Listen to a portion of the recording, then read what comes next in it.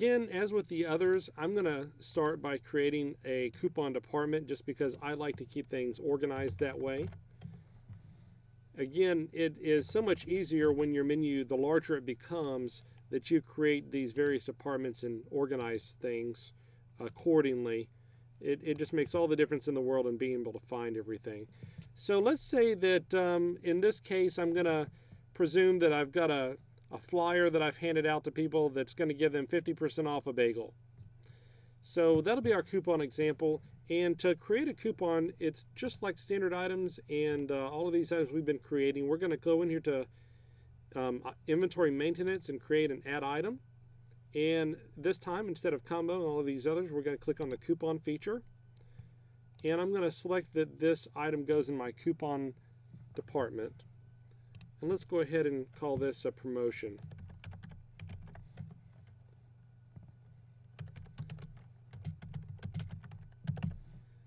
And we'll make that our description.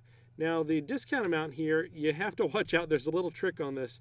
If you're going to give a 50% off, we're going to select the percentage, but we have to make sure we put a negative 50% in the front here. If you don't put that negative sign in, you're actually going to double the price of the item instead. That's not what we're trying to do today. So let's go ahead and you can see, I'll just point out here briefly, there are options to expire the coupon, to control the valid days and times that we want to allow the coupon to be useful or to be able to be used. And right now, those are pretty self-explanatory. The restrictions are a little bit more tricky to understand, so let's talk about those. So you have a couple of different buttons over here: include, exclude, exclusive, and delete. And let's talk about how we're going to do that. If we want to click include, you can see that we have options to include just single items, whole departments, or whole categories, which we really haven't gotten into categories too much here. So let's just say that we're going to allow our entire bagel department to be 50% off on this promotional. And that's how we would apply that. If we wanted to exclude, we could exclude an item, category, or department just the same way. I'm not going to do that in this case. If we want to have only one coupon per visit, per invoice, then there's a little trick that you guys have to understand how to do. And the first thing is, let's click Save here. And we're going to stay on the item, so let's say no to building another. And we're going to pick exclusive. Now, it's very important you have to click Save before you can do the next step.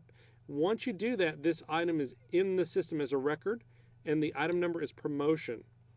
Now, when I click exclusive, I'm going to pick item, and I'm actually going to go look up my promotional item that I just created here.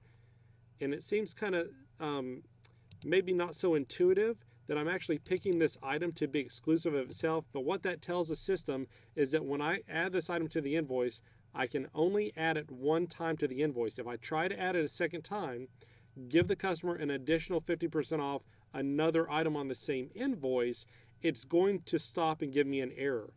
Most of the time, this is what most merchants need to make sure that an employee doesn't accidentally or intentionally give the same discount multiple times on one invoice.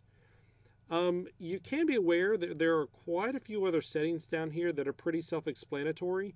Minimum amount is, a minimum ticket amount before this promotion could apply.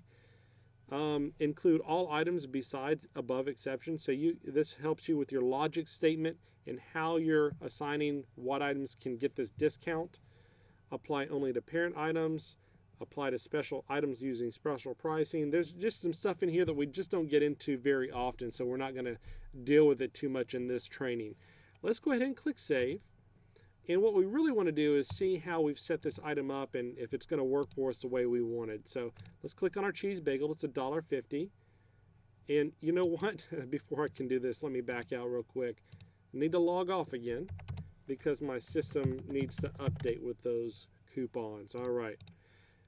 Let's try our bagel, and let me apply my 50% off a bagel. Great, I've got 75 cents off. Perfect.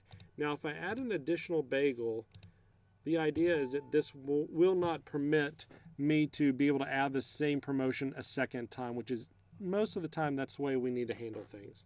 If you didn't want that, if you wanted to be able to add this promotion over and over again, you would not have added that exclusion on the actual promotion item.